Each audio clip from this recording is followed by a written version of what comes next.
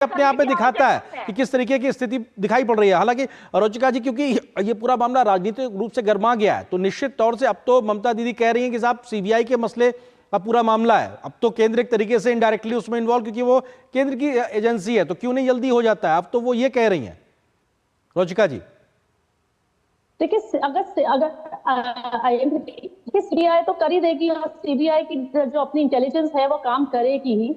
मुझे तो ये समझ में नहीं आता, अगर सीबीआई ने सब कुछ करना है तो ममता बनर्जी वहां पर शासन क्यों कर रही है? हम लोगों को दे देना, कह दे बनेगी सेंट्रल एजेंसी काम करेंगी। हाथ की तो कुछ है नहीं, क्योंकि ना तो हम संदेश खाली की महिलाओं को बचा पाते हैं, हम शहजाद शेख को वहां पर 55 दिन के लिए पूरा संरक्षण देने लगे रहते हैं। सोफिया जी, आ रहा हूं आपके पास, मैंने आपको मौका दिया पूरा बोलने के लिए, अब उनको अपनी बात रखने दीजिए, मैं आता हूं आपके पास में।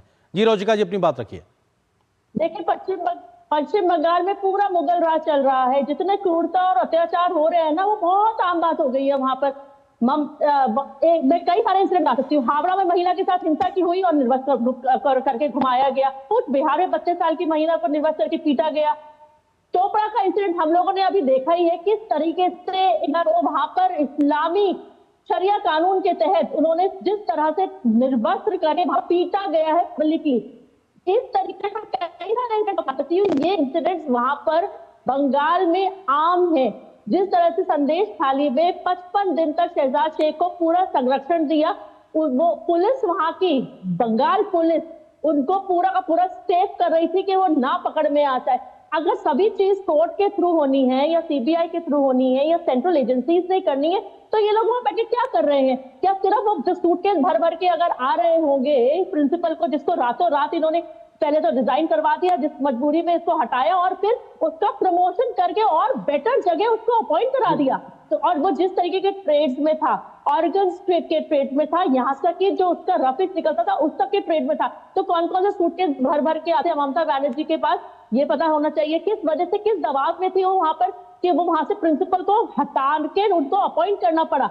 और ये जो अभी मैंने बात करी, इनकी महिला नेत्रियां जो है वहां पर, ये पोस्ट है, ये पोस्ट है वहां पर, अगर आपको नजर आ रही हो, महुआ मित्रा जी की ये ट्वीट है, जिसमें वो जो हुआ है दुर्व्यवहार और जिस तरीके से उस बच्ची के साथ कुछ उसके हाथ से तोड़े, उसके अंदर जिस तरीके का जितना सीमन मिला है उसको जस्टिफाई है।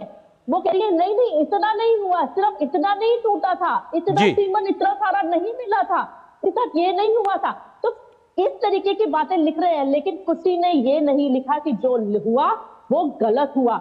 यहाँ तक कि बंगाल पुलिस कलकत्ता इंसिडेंट के बारे में जो लोग बोल रहे हैं, ट्वीट भी कर रहे हैं ना, यहाँ तक कि पत्रकार भी अगर लिख रहे हैं, सोशल एक्टिविस्ट लिख रहे हैं, तो उनको लीगल नोटिस भेज रही है, उनसे वो पोस्ट भी डिलीट करवा रही है, यहाँ तक कि अकाउंट तक भी करा रही है।